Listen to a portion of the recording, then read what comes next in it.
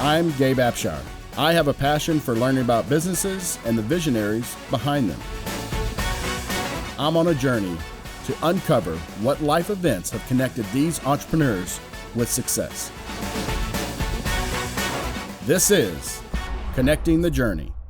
Hey, how we doing today? My name is Gabe and welcome to Connecting the Journey. The purpose of this show is simply to just look back. As entrepreneurs, we're always looking forward. We're always looking to the next greatest and biggest things, but very seldom do we look back and where we came from, the stories and the journey that got us here. When we look back, we're able to look back with gratitude. So today my guest is Nick Good, a good friend of mine. I've known Nick for probably over 6-7 years now, if not longer. Yeah, at least. Probably almost coming up, maybe almost on 10. Yeah, I think so, man. It's funny to, you think about college friends, you think about just people you had, and when we were younger, it's like, God, you've known that guy for 20 years? Damn, you're old. But man, I think we're reaching that point. I was hanging out with a college buddy this weekend, and I think I've known him for 25 years. So I think at least I'm getting old. Yeah, I think we're all, I think I could fit in that category now. I was thinking that last week I had this thought of in the real estate business, I still consider myself the new young guy in it. And this is my 16th year. Wow. I'm like, I used to meet people that were 16 years in the business, and I was like, God, those people are old. It's funny, man. It's been a heck of a journey. I mean, we crossed 10 years in business with Utility Concierge a couple of years ago, and just looking back, I mean, it seems like the time's just flown by. Yeah, I mean, look, these companies are our babies, right? And just like if you have children, how quickly does that fly by? Yeah, exactly. Yeah, my Andrew's going to be, Renee is going to be 10 next week, and Andrew's going to be 12. And man, that dude, he's here. He's going to be passing me pretty quick. I have a 14-year-old and a 4-year-old, so man, that's a good gap. Yeah, that's nice. Yep. Well, look. So what we're going to talk about really is just kind of, what are the major things that got you here in life today, right? I mean, a lot of times, we're always looking forward. We never look back. And really, when you look back is where you really are able to get that gratitude and really those good stories that happen. I mean, we've had some interesting conversations on it. I wasn't going to go out and I met this guy, right? I wasn't going to go to this event and I met him and this and that. And so just kind of let's look back and talk about where you came from, those fun stories along the way. Yeah. So first of all, where'd you grow up at? I'm born and raised here in Dallas. Okay.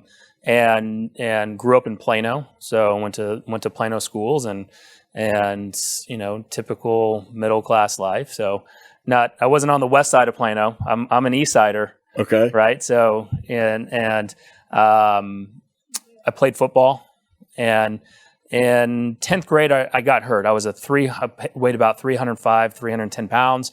I was big offensive lineman, had goals of playing, college and NFL like most football players do. And I got hurt and never really recovered from that. Right. So if we kind of look back, I mean, I started skipping school in 11th grade. I dropped out in 11th grade, got my GED because I developed a plan. By the way, my mom has her doctorate in education, was a principal and a superintendent of a school district. So super excited about that. Yes. Right. So dropping out of school, I don't think was on her game plan for her kids. Sure. Right. And so I came up with this plan and presented it to my parents, and surprisingly they took it.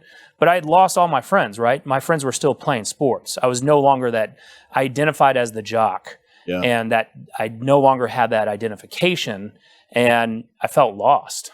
Sure. So what did I start doing? I started skipping school. I don't want to go, right? My friends are still talking about sports. They're still playing. They're still going to practice. They're still building that camaraderie, and I'm the outsider, right? It's tough, man. So I drop out at 17, got my GED, went to Collin College, Quad C back in the day, Collin County Community College, now Collin College, and had this plan just to get my college degree and start just working in some type of business. So how was that presenting that to your parents? I mean, first of all, you say you had this plan. How'd you come up with that? And then what was it like presenting that to your parents, especially your mom being an educator? I mean, I don't even remember how I came up with a plan now. I mean, it's not like you could just Google it. That information wasn't freely I got caught skipping school by forging my dad's notes saying I was sick and at the doctor. And so eventually the school called my dad. And so my parents called me in, had a little family meeting, and I was like, well, I'm busted, got grounded, and I got sent to alternative learning school at Plano. And, the kids that were going there were typically, they were there for some other type of reason. And so I think I learned it from there, right? Yeah. And I was like, all right, here's my plan. If I drop out, get my GED, I know that I can go to college. My grades were good. I was an AB student at the time. So, even though I wasn't going to school, I'm still passing. I said, what's the point of going to school if I'm passing? Just want to accelerate it. Yep. My understanding of 12th grade at the time was they were just wrapping up everything they taught you in 10th, 11th, stuff like that. It's like, well, if I already know it, I don't really need to go to 12th grade. It's a year of my life. Yeah. So I presented that. What else could they have done? I was going down a path of skipping and probably, which may lead to hanging out with not the right crowd. Sure. So I think they went with the right option at the time. Yeah. So went to Quad C. Did you go to a 4-year university or just finish there? I did. So I went to Collin College. Ended up going to Texas Tech for 8 weeks. Learned that was not my scene. Got in a fight my first night there. My brother was already there. By the way, my brother, who's my business partner today, in our investment companies and everything that we do together is my brother and I's. He was already there. He's a younger. Okay. He did the same thing, by the way. He dropped out. He followed in his brother's footsteps. So after learning Texas Tech was not my scene. I went to the University of Texas Dallas, graduated there. I was delivering pizzas at the time, right? And saw a job posting because gas prices were increasing, and it was starting to eat away any money I was making. And I drive a truck, and so I saw a job posting for a real estate assistant, right? And I was like, all right, this is cool. I don't have to drive anymore. My brother and I had dreams of investing in real estate because that's how a lot of the millionaires were made, and people of wealth did it in real estate. We had read Rich Dad, Poor Dad, started trying to do, contract for deed, subject to style investing, and we just couldn't get it off the ground. So it's like, what better way to learn than be a real estate assistant and get paid? And he's still at Texas Tech at this time? He was still at Texas Tech. Okay, and you're back here. Went to University of Dallas and saw this ad. University of Texas at Dallas. Yep. Okay. Yep. How long till he moved back to Dallas?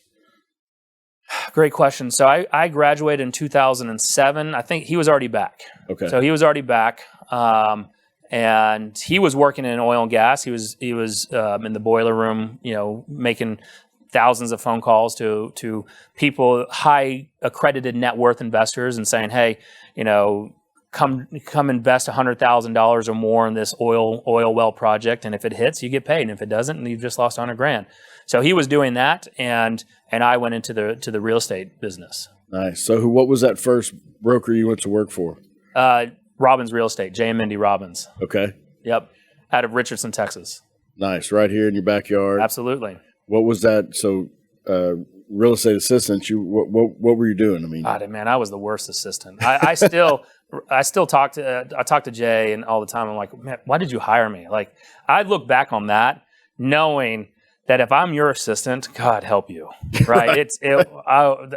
They said I was good, but I mean, it was learning. I was doing their postcard mail outs, answering their phones, helping pull together their open house schedule, putting out open house signs.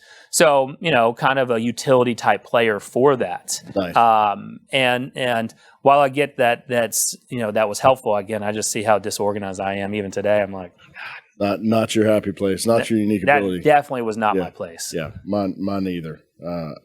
So when did you talked about you and your brother? I mean, we'll talk about this a little later, but y'all got a great business going. I mean, investing, real estate. But when did you know that you were going to do something with him? I didn't. I mean, well, yes. Actually, I'll take that back. So him and I have always been close. I've always invested in his, like, he is an entrepreneur idea, right? We started, if you think of Auto Trader magazine or Auto Trader online, we started before Auto Trader became really, really big. We started an online Auto Trader style where people would pay money to post their cars on the internet. Austin created this whole website, and people would send us $25 checks in the mail at our parents' house, and hopefully they would send us photos, and we'd have to scan it in, and hopefully we posted it on the website. But he always had these ideas that were kind of ahead of the times. Yeah. Like, if it would have worked, if we would have stuck to it and kind of had the finesse on it, it would, it could have paid out huge. So I've always invested in his ideas and stuff. So we've always kind of worked together. He was in oil and gas at 22, 23 years old, making $150,000 a year. So that wasn't on his radar to get in real estate. Yeah, he was in his happy place. He's somewhere. Yeah. He's definitely that entrepreneur type. I mean, I think y'all got a good yin and yang going on. I mean, y'all got a good vibe. I mean, for when you look at what y'all built, I mean, y'all definitely have y'all's unique abilities, and it's been really successful. Absolutely. Well, I mean, that's come through trial and error, though, right? So, I'm this real estate assistant who gets licensed officially in 2006. And I start helping Jay and Mindy with more license activity type stuff. And in 2007, when I graduated college, they had offered me a full-time position with full-time salary, a little bit of override off of the office. It was a great offer, right? But I saw how much money that there was you could make in real estate. And I'd asked Jay, so Jay was really my first mentor, if I really think of it at the time, that could I make $100,000 just selling real estate? Can I make six figures? Because what does every real estate agent want, right? They want to make six figures. They want time freedom, and they don't want to have a boss. Yeah. Right? Yeah. And so quickest way to that. Absolutely. Not going to do that. It's a get rich quick scheme. And so he's like, yeah, absolutely. Right? And so I was like, cool. Appreciate your offer, but I'm going to go October 2007 or August 2007. I went full-time real estate agent, 100% commission. By the way, at that time, I was getting married. I got married in October 2007 and bought my first house July of 2007. Right? So that trifecta there was a lot of things going on in that 2007 timeframe. And, oh, by the way, I did not make $100,000 my first year in real estate. No, and oh, by the way, 08 was the next year. That's right. That's right. So 08 happened, at the end of 2007, what I learned is that I needed a little bit better, more hands-on training than what I was getting at with Jay, because that's not what his brokerage was built on. Right. And so I went over to Keller Williams December of 2007, started going into their training, and started learning how to become a true business owner as a real estate agent. And then 2008 happened, but I didn't know any better. Sure. Right. I didn't have any money. So 2008 happened. Who cares? Right. A lot of times, and I think we're going to see this during this COVID, is that there's a lot of really great businesses built during a crisis. Yeah. Right. People have to dig in. People's perspective, they're reset. And if you're going to be strong during that, when you come out of it is really when you're going to be able to flourish. No, absolutely. So, 2008 happens, and I'm still learning how to get business, right? And so the game was changing. Now, as you talk about in the show, the look back experiences. I was trying to look back in other people's lives because I didn't have anything to look back on really at that time, right? In terms of business. And so what I quickly realized was that these people, there's agents and business owners that I looked up to in this industry that were struggling to make their car payment, that were struggling to make their house payment, that were getting foreclosed on. And so I reverse engineered what they were doing. And what I noticed is a lot of agents, all they relied on was one lead generation mechanism or lever, yep. Right? And it usually was their sphere. Right. Because people don't like to be rejected. Look, I'm 24 years old. My sphere is broke. They're still in college, living at home. And if I'm trying to get my friend's parents, I'm their broke kid's friend. They weren't using me really at the time. Right. right? And I didn't have the experience or know-how or the knowledge to try to get my friends' parents to use me. So what did I have to do? I had to learn how to get cold business. People who did not know me, and use the internet, use cold calling, use what my brother Austin had built through making these thousands of phone calls to high net worth investors, boiler room style. Yeah. And started cutting my teeth that way. That's a tough way to do it, man. Yeah. You mentioned that you're looking at these agents that you looked up to, and you saw them not being able to make their payments and things. That's an interesting thing in the real estate industry. I mean, number one, I think being a real estate agent is probably one of the ultimate tests of being an entrepreneur, because you've got to do 12 different jobs, and you can hire an assistant from day one. I mean, you have to learn how to do that. But you mentioned, kind of the shift, but you look at these people and you think, man, they've got it. But I also think that in the real estate world, there's probably one of the biggest industries that just has this facade of success. Yes.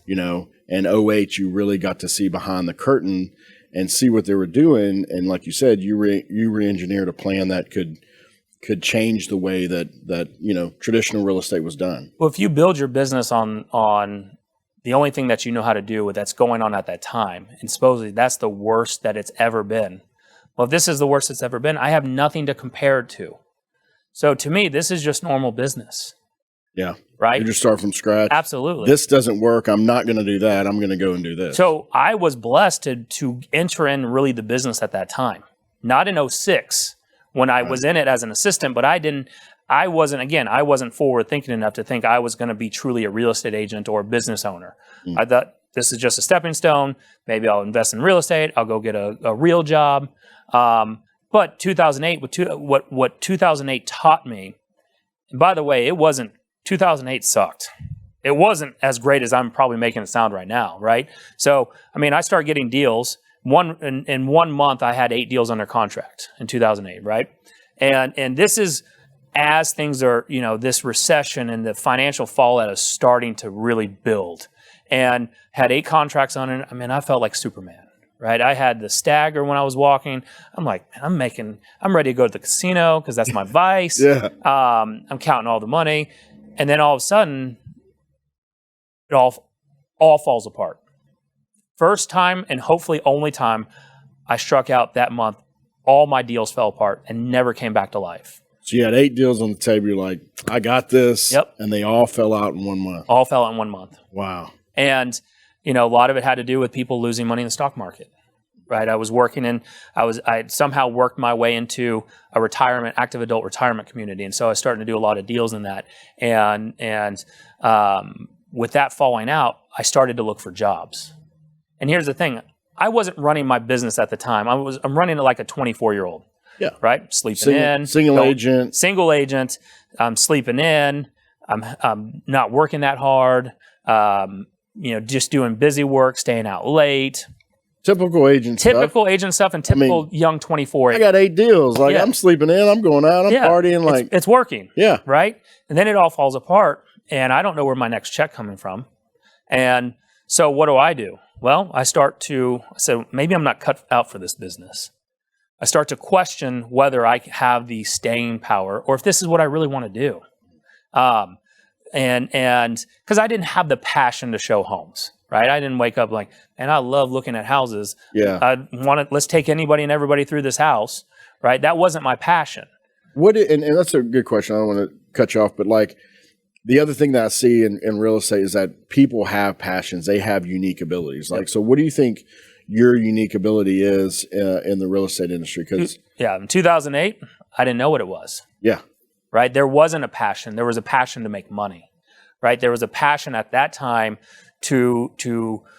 there was a drive. When I go back and look, there was a drive to show people that, this kid who got his GED, who couldn't cut it, even though I have a college degree. Passion to prove yourself. Yes. Passion not to be a failure in other people's eyes. Maybe my parents, maybe myself, maybe my friends, family, whatever. Right. So not to be a failure. Today I truly believe that and there's a passion, but I think my God-given talents is to be able to see what in others what they can't see in themselves and help pull that out of them in this business. Nice. right? Which is hard to do. Yeah. Very hard to do. Right. And so there's this business has not gotten easier. In fact, it's gotten tougher with everything going on. And so I think that's evolved into what I'm supposed to be doing here. But in 2008, I started looking for jobs. Yeah, so you're fighting, you want to prove yourself. You're passionate about making money. Everybody's passionate about making money, not passionate about doing the real estate Correct. work. Yeah, that wasn't right. I just wanted FU money. I wanted private jet money. Oh, yeah. Right? Yeah. I didn't have kids. So there was no desire to leave a legacy or anything like that. And so it was just to have private jet money. And that's it. And that fueled me, and as well not to be a failure, which that's probably really the true motivating why. But I started looking at jobs, started running job interviews, and that's hard in 2008. But I interviewed for an asset management company, which was handling the foreclosure accounts, right? So I go to this asset management interview, go to multiple of them, and get down to the final where they offered me the job, right? And they said, here's the thing, it's a Monday through Saturday. And I think it was like $60,000, $60,000 or $65,000 salary. Well, all right, cool. And they had a bonus structure in place because they needed to clear out all this backload of foreclosures, right? Well, in order to clear out all this backload and to hit your commission structure, well, you really need to work Sunday and probably need to figure out how to squeeze an 8th day in there. Somehow. Right? So I'm like, all right, got this guaranteed income coming in. I can go take this job. Or if I work the hours that they're telling me I need to work for this salary and then some, if I just do that in my real estate business, that's where the light bulb moment went off. Nice. Right? I'm like, all right, if I treat my lead generation business the way you're going to treat a job, I'm going to wake up, I'm going to make phone calls, I'm going to talk to sellers and buyers and follow up until I find people that are ready to sell or buy. And did you have a realization in that interview that, okay, well, this huge company is doing this business in foreclosures. There's a ton of foreclosures coming. They're doing this. Man, if I can just do this little piece in my real estate business, then, there's opportunity there, I wish I was that intelligent to go back and think about that. I just looked at it like going and looking for jobs is the same way. There's the same thing as an agent should be looking for buyers and sellers. Yep, right? Every day that we sell, we don't have a client, we're unemployed. Right? Then when I have a seller or buyer that's interested in hiring an agent, cool. That's a business that is saying, hey, we're looking to hire employees. I still then have to go and do the interview. Then I have to kill it on the interview and sell myself. More than likely, they're not giving me the job offer or hiring me right on the spot. So then I have to follow up. Then once I get hired, or if I do get hired, then I have to perform the job or execute helping them sell or buy in order to get paid. That's where my epiphany light bulb moment went off. I'm like, more importantly, for someone else. Yes. Yeah. That was the light bulb moment. I was like, this is easy. Why are we overcomplicating it? And so from that point, I had a look again. I'm lucky in a sense that I also my grandparents had put up a bank account that they were let with my name on it, that we were going to invest and try to find flips, right? That was only to buy flips. Now I lost those 8 deals. I had no money, so I took money out of that bank account without telling them, and then later repaid it because luckily they never checked it. But I had access, almost like someone having a credit card. I didn't have a credit card at the time. And so just taking that. Yes, yeah. Right? And so taking that and having a little bit left of living expenses and saying, all right, I'm going to treat this like a job interview, like I need to find motivated sellers and buyers. And from that point forward, it's the business has grown.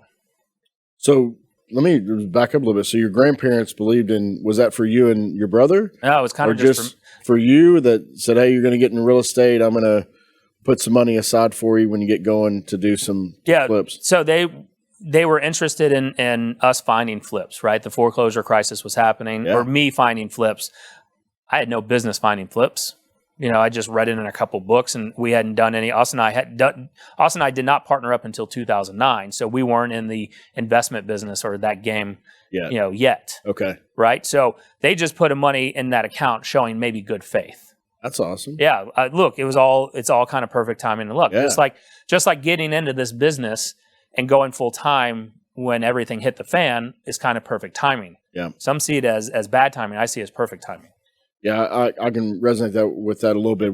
I started Utility Council here in '09, and we were able to get in and create relationships when people wanted to listen, right? Similar to the pandemic, we grew, like crazy this year because for 4 months, people were looking at, I want to listen. I want to see how we can give our clients better experience. And so, yeah, a lot of great things come out of crisis if people have the grit to do it like you did. Absolutely. I mean, if we looked at last year, when the shelter in place and everything happened, there was unfortunately business coaches and gurus and all these other people saying, take all your money and, hold on to it. And I saw it as an opportunity. Everyone was home.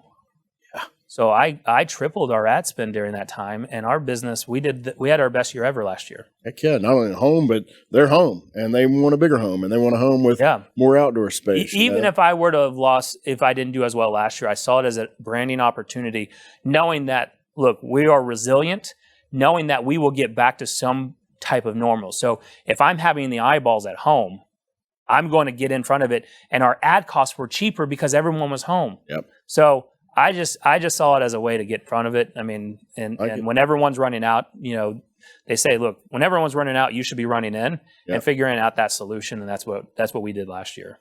Yeah, man, it's been an interesting year. So '08, got back into it, had the epiphany of like, look, if I can put this energy in my business, I can grow it. So what did the next couple of years look like? You said Austin came on board in '09. So Austin and I partnered up in 2009. And look, you talked about how we have a great partnership now.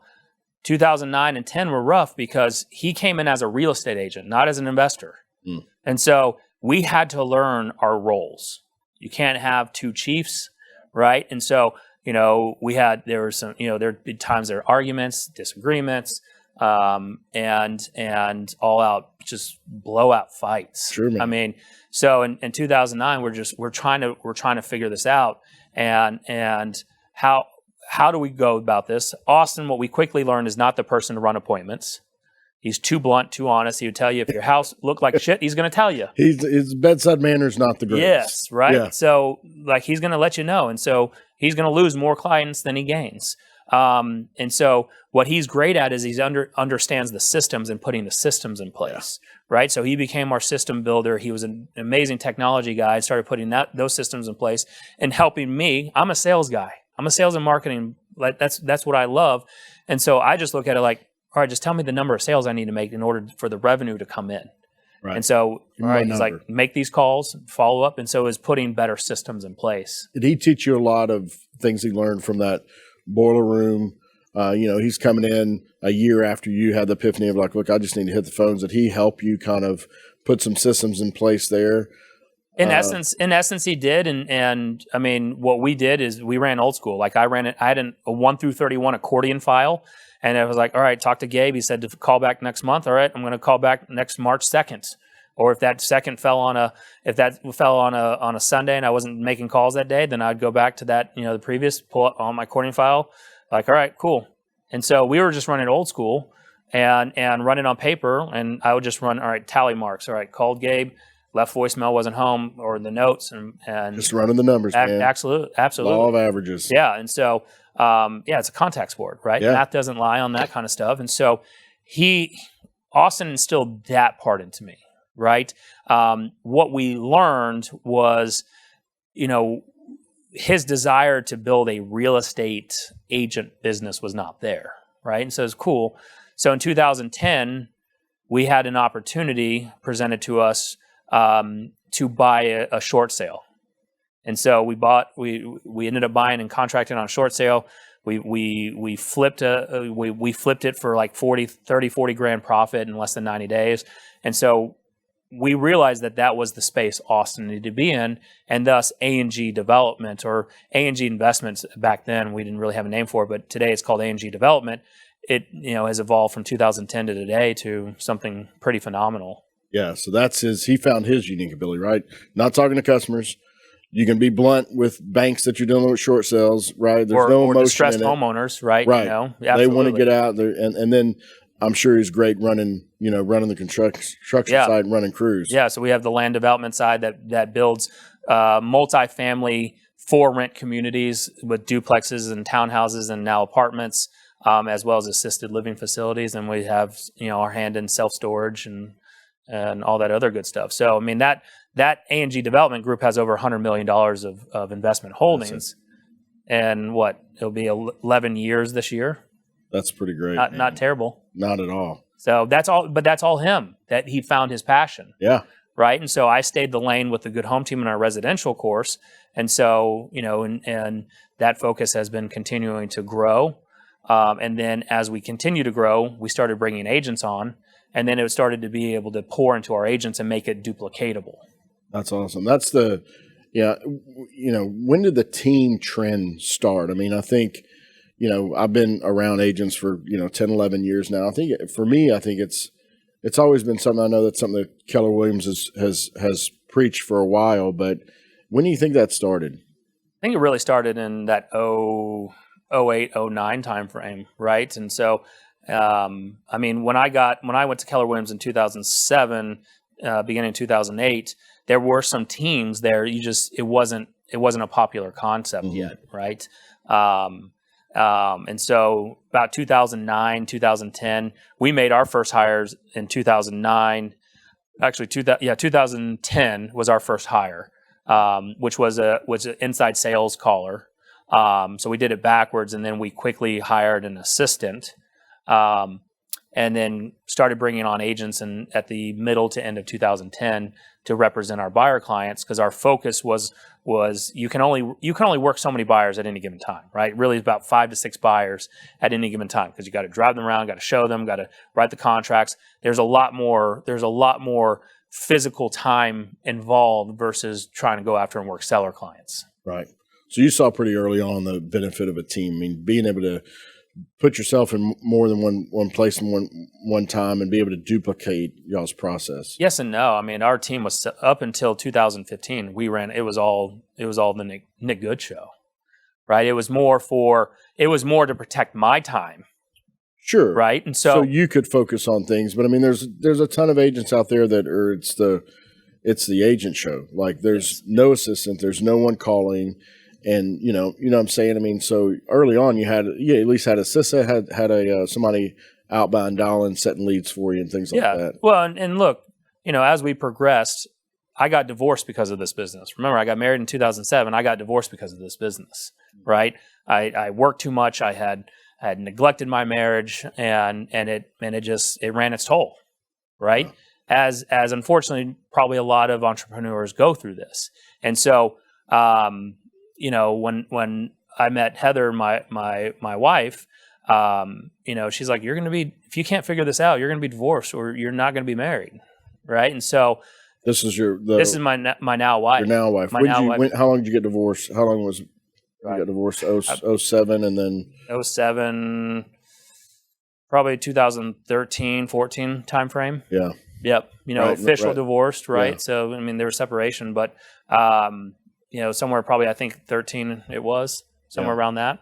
And so, when you met Heather. I met Heather, and was she in the business? She was not. Okay. No, I met her actually through Brandy Dosser. Okay. Denton and Vaughn's wife. I met her through Brandy. And again, I mean, Heather didn't hold back, and that's what I needed. Sure. And so it was making sure that, we had our act together, and as this business continued to grow, I was still pushing the ball forward in a sense of running the appointments, right? I was the sole listing agent on the team, and that quickly needed to grow. If we wanted to grow, and if I needed to make sure that I could protect, I could have some family time, sure. So, I wasn't twice divorced.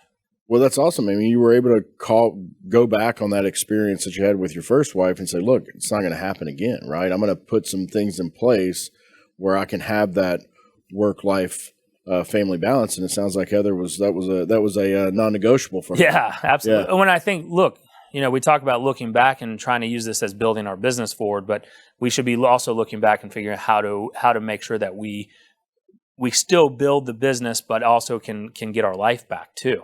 Yeah. Because how many times do people just get so consumed with this that they look up and their kids are grown, they don't remember how that happened. I mean, have you ever actually, when's the last time you maybe zoned out while driving and you look up and like, man, where did the last 5 miles go? Yeah. Right? It's the same thing with building that business.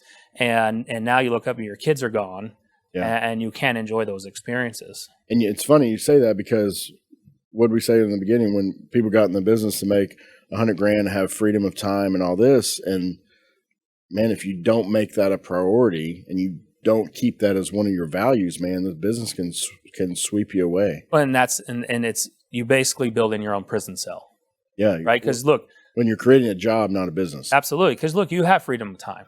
You have unlimited earning potential. But at the same time, you also don't know when that paycheck's coming in. And so what do? With that unlimited time, you're going to go and continue trying to build and make sure that you have the money coming in. And it's a bad cycle to get in, because you're working so heavily in the business, you have your blinders on, that you're not putting the right systems in place, right? You're not putting the right people in place, right? And so look, we had that until 2015, where Elizabeth Austin comes in as an agent on our team, and she comes in and starts to have success. Now, not quickly, right? The running joke is she didn't sell anything for the first 6 months, but she actually sold like 1 or 2. I only say that because if she watches this, it really makes her angry. It kind of pushes her button out that. But what'd you do for first 6 months, Elizabeth? Yeah, exactly. Just sitting around. I mean, not making your calls. But 6 months. Her first 12 months with us, she makes right at basically $99,000 take home, right? Nice. And this is her first year in the business, and so she starts to grow and evolve within our organization. She eventually starts running our team, and that really, because of her and that growth, really pushed our growth forward of thinking, this is no longer just about me, right? This is about making sure our agents continue to grow and expand. It's less of that selfish model and more about, all right, if we can help our agents grow their book of business, and if they're willing to invest the time, energy, and effort into it, then we're willing to invest time, energy, effort into them, and it's a win-win situation. Yeah, that gives the freedom for everybody. Yep. Right. So what do you think the biggest, you're with Keller Williams for a while. What do you think your biggest aha moment or takeaway from them? I mean, I look at Keller Williams as a big education company. They pour into their agents. I mean, what was something that you really took away from that time with Keller Williams? I mean, it's the people, right? More than anything. I mean, if I some of my best friends today are from that. Denton Aguam, one of my best friends, right? I was talking to him on the way over here, just kind of bouncing some ideas off. So it's more about the people and the relationship, and that's what I've learned. It's less about the organizations and more about the people that I get to be around and involved with. Right? Our first team leader, Brett Caldwell, helped us understand, how to structure our first hire and not look at it instead of hiring somebody where my mind goes, I can't afford $36-40 a year. You break it down to, well, what does it cost you for 90 days? Right. And then from there, you can determine, is that person worth the hire or not? Yeah. And then what's the opportunity cost? I mean, Absolutely. Now you look back and you go, dude, I'd pay this person $60,000 because I have the process to put them in place and I know how much money they're giving back to our organization. Yeah. So it was less about, it's more about what those relationships and how, Keller Williams is an amazing company. Even though I parted ways with them, it put those foundations in place that has allowed me to continue to grow and also put me in the right mindset of being a business owner, right? Running this as a business and then going out and start looking at income producing opportunities within, these add-on streams of income. Right. That was all done because of Keller Williams, for sure. Yeah. Who do you think you mentioned your first mentor? Who was your biggest mentor within Keller Williams family? I mean, it's a tough question. Yeah, it's tough. It's multiple. I mean, yeah. I look at like Kevin Kaufman when he was with them. A lot of people would say Gary Keller. I didn't get that close relationship with Gary, and so I mean, at family reunion, it was amazing, but I wouldn't call that a true mentor. I would say, David Osborne, who owns a lot of the Go offices, Sure. became a great mentor of ours. He's a great guy, man. Tommy Flood, who's still within the Keller Williams family, amazing person, helped mentor and help me kind of become a better leader for that. Yeah, it's definitely a theme. You talk about people. I mean, every great leader I've met within Keller Williams, they're just really they're number one passion about their people. Yeah. And that's really, to me, what makes, in our business, I say that our people are our, that's what we invest in. That's our product. Yeah. We don't really have a product. Our people are our product, and we invest heavily in them. And it works, man. I mean, you've got happy people working for you, people that see a leadership path, and people that want to help. I mean, it works. I mean, the formula works. And they won't be a cancer. Right. Or if you have happy people, they'll help weed out the cancerous. That's the coolest thing that I think I've seen in our business, but also you probably see this with Keller Williams. The culture weeds out the cancers, right? I mean, either it just works itself out. If you have an awesome culture with great people, they want to protect it. They don't want that toxic person in their office. Absolutely. Yeah. So new things on the horizon. You mentioned you parted ways with Keller Williams. What's on the horizon for Nick Good and the Good Home team? Well, I mean, so in 2019, we made a big decision to go ahead and move our business to a different brokerage, EXP, right? And we saw it more from an opportunity for growth for our people, right?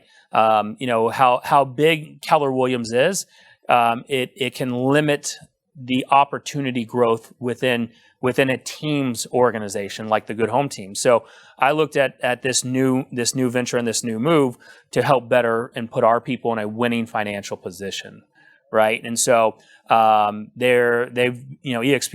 in 2019, I think when I joined, I think there was 9,000 agents. 2021, they're over 41,000 agents. I mean, the growth of this company has been tremendous. It's insane. Yes. It's really been fun to watch. I shared a story with you, and I think it was 2015 or 16 down in Austin. I met with Glenn, the founder of EXP, and I still have the napkin. He drew the model out, and being around agents for 5-6 years up until then, I was like, man, immediately, a handful of people came to me. I was like, man, this is going to be completely game changer because, again, I think what the model with EXP does, it lets you focus on what you're really good at, right? If you want to recruit and you're great at that, go recruit. If you want to grow your business, go grow your business. And it allows you to really grow teams of passionate people. Well, and again, let's look at this from your show concept of looking back, right? Making that move was the toughest decision of my business career, right?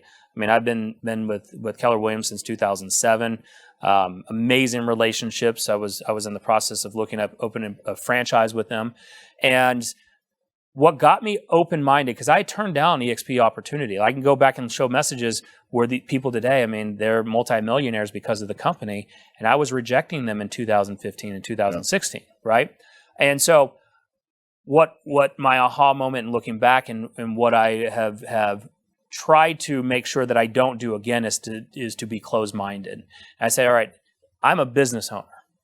So as a business owner, I owe it not only to myself as the business, but to my people in my organization to look at not shiny objects, but opportunities that could put us in a better position to win, right? And I was too closed-minded and didn't think for myself during those previous years. Sure. And, when I started to explore that opportunity further, it made sense, right? We have a saying here at EXP, once you see it, you can't unsee it. And it's just math. The numbers don't lie. Right. Right. And so that was the main thing that again, looking back, that I hope, one, if I go back and watch this, is that I want to make sure that my mind never stays closed to opportunities. Yeah.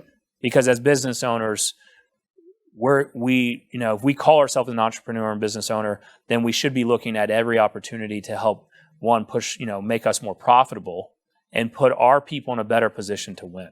Yeah, and I think that's kind of, if you look at, that's the evolution. I mean, started out as an agent and maybe you had that agent mindset for a while, but once you had people to come in and you had a team, you have to step up to business owner mindset and be able to look at opportunities. There's a lot of shiny objects out there, and look, I mean, everything happens for the right time. You can look back and go, man, I wish I got in in 16, but look, I mean, it happened at the right time, and y'all are growing like crazy. What's your agent count up to now? So we're a little over 275 agents, right? Wow. So EXP is has a networking marketing downline to it. So 275 agents, and I mean, but they're publicly traded, right? So our agents have. I mean, I have so many success stories of new agents that have gotten in the business with us that now have $40,000-$50,000 in stock that they can go sell if they want to, but they now have an exit plan. That was the thing that hit me in my face when I saw Glenn write out the model, was that there's not an exit plan for most agents. So let's go back to 2008 when I'm looking at these agents that are losing their cars. Right, that the agents you looked up to. Yes, the agents that I thought were just rolling in cash. And unfortunately, those agents who still stayed in the business, and maybe if they're still with other companies, they still most likely don't have anything today to fall back on retirement-wise. If they want to be done, hopefully they invested in real estate. Hopefully they saved and listened to a financial advisor. But here, for what we get to do normal day to day, which is helping buyers and sellers, our agents have an opportunity to buy and earn stock like they would if they were working at a corporate company. And so that opportunity alone makes it better for our organization. Because look, I got a 21-year-old kid on our team who has a little over 40 grand in stock his first year in real estate. Wow. Yeah. On top of he made $97,000 his first year with us. So if you look at that, what is that? That's $137,000 kind of total comp plan. If you really look at that, first year, not bad for a 21-year-old. Heck yeah. Yeah. I mean, the goal is to make $100 grand your first year. Not only made $100 grand, but he's got some stock and it's continuing to grow. Yep. And so with that, what do you think the momentum for his growth is going to continue to be? Right. He's now looking at that. He's looking at when he's 31 in 10 years, he keeps his plan up. I mean, he could be sitting on $500,000, maybe $1 million in stock that he can go and sell. He's in a much better off position than a lot of other 31-year-olds and a lot of other real estate agents in the industry who don't take advantage of the opportunity. Sure. And the trend I've seen in a lot of people switching to EXP, I mean, it's people starting out in the business, but also people that's been in the business for a while that's seeing that, what am I going to do in 10 years, right? I didn't do this thing with my financial planner. I didn't invest. Like, what are we going to do? Yeah. And that's huge, right? We didn't, in 2010, buying rental properties and investing in real estate, what is and was our exit strategy. Still is today. Sure. Right? We have, we've accumulated quite a bit, and we're not going to stop because that's what drives us. Right. But for most real estate agents, they still, even though they help investors, they're not investing. So if you're not going to take the plunge in and buying rentals or investing or putting money away, then at least do yourself a service and come and be open-minded about the opportunity. Not that I'm making a sales pitch on this. This is more about looking back. Sure. But when I look back, I see way too many times agents don't take care of themselves and set themselves up for them to win when it comes time to retire. Yeah, I mean, they know what they should be doing, but something, they get caught up in the business or something happens. It's like being an athlete, right? We think that we can and will do this forever until we either get sick or we look up because it goes by real fast, and next thing you know, we're falling behind on technology, and people don't want to use us, or we don't want to work as hard. We don't have that same drive and desire to grind it out. Sure. This many hours. Yeah. Nice. Well, look, hey, one of the things, what's on the horizon? What are your goals for this? Like putting your goals out in the universe, right? So what's the goals for this year? So for 2021, it's continuing. We have a path to 100 million. So 100 million with the Good Home Team and real estate closed volume, as well as 1250 is our agent count number. So 1,250 agents within our EXP organization.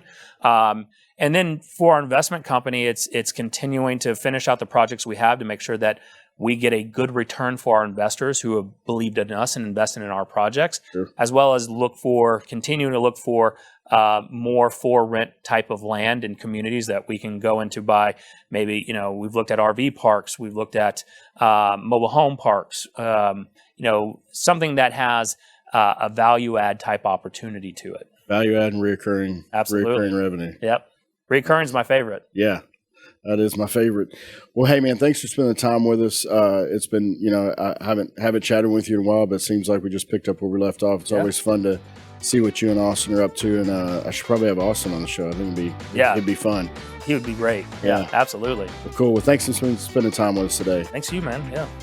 Thanks for joining us today on Connecting the Journey. And again, as bright as the future is, take a few minutes, look back, see where you came from, because that's where the gratitude's at. Have a great day. Thanks.